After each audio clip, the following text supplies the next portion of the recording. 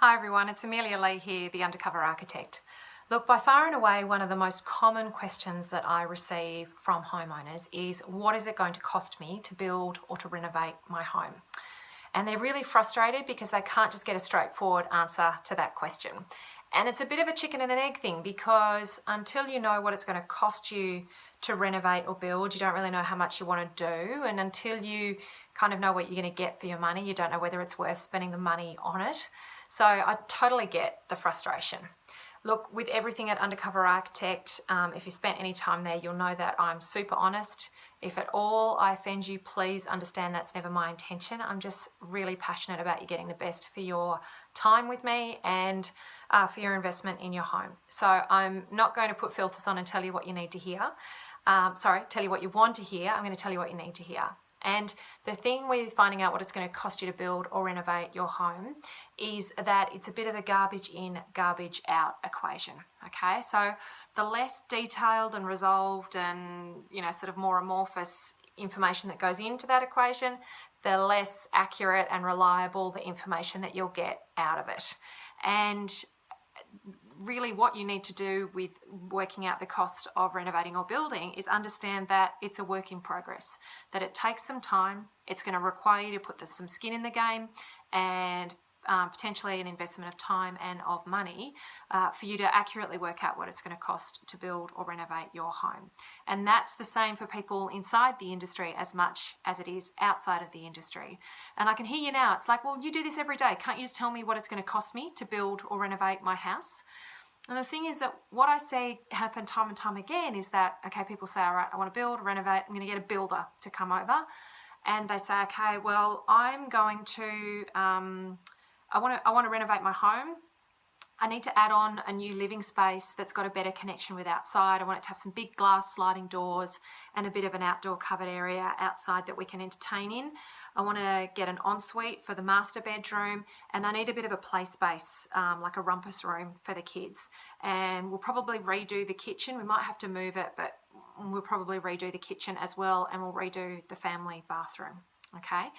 And that might be the conversation that you have with the builder. And look, to be honest, that I've just described there, that kind of string of stuff that I've just described there, that could be a $150,000 spend, and it could cost over $1 million.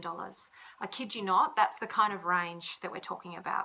And what impacts how much it's going to cost is, how big you're going to make it, how big each of those rooms need to be, how much structural work needs to happen, to make those, to hold those spaces up. What's the type of that structure? Is it concrete? Is it steel? Is it timber? Is it brick or block work? What are the materials you're going to build from? Are you going to build with lightweight or brick or concrete or steel, or how much glass are you having? How many big doors and windows are you having? How high your ceiling's going to be, what's the standard of finishes that you're using, are you going to be having a base level, mid-level, high-level, premium level, all that type of thing. So there's literally there's so many factors that go into impacting what the cost of the things I've just described are. And, if a builder said to you, well, it could cost anywhere from 150, like a builder will usually say, well, how long's a piece of string? But if they say to you it's 150,000 to $1 million, what I see homeowners do is they go, oh, I'm never going to spend $1 million on it.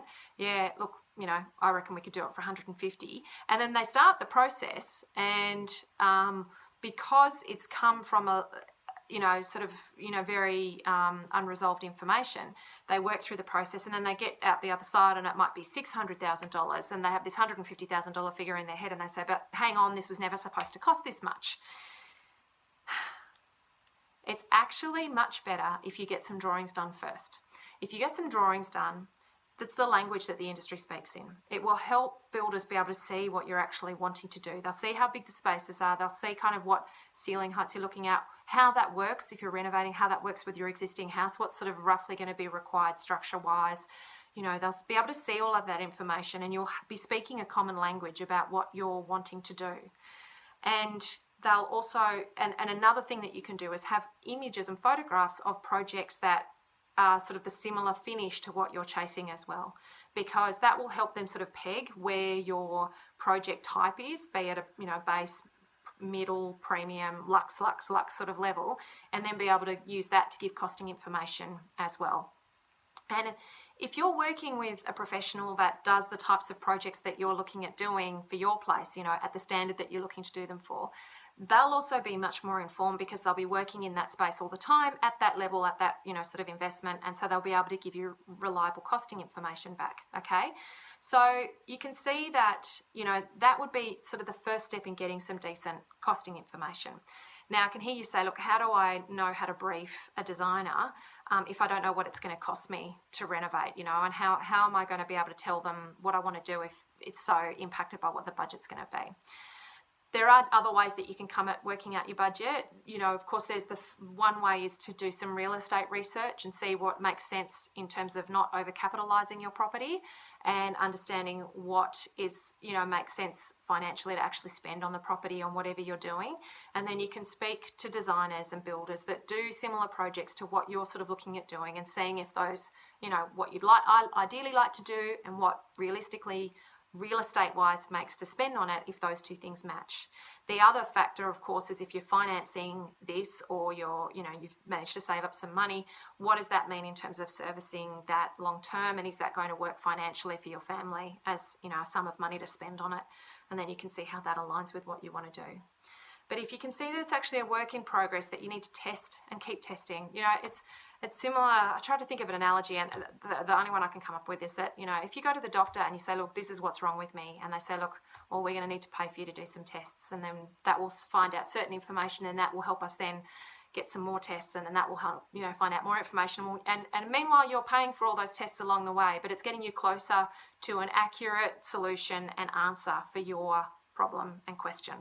And it's quite similar in renovating and building. You need to put a little bit of skin in the game, you need to test the water first, shift and change as you go, and be getting that information at each stage of the project. So you're constantly working within a realm of understanding sort of where you're at and what you need to do to shift and change. The worst thing you can do is not start with a budget at all, just draw something up, keep going, get approvals, all that kind of stuff, and then get ready to build and get quotes, and it's 3 times what you actually wanted to spend, and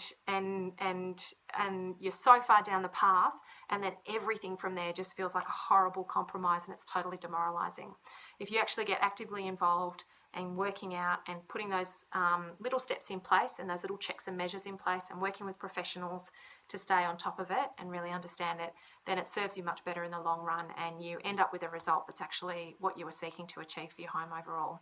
I hope you found that helpful. That was a much longer video than I normally do, but it's honestly it's a question I just so regularly get. I thought it was worthwhile doing. All right, I'll see you later. Bye.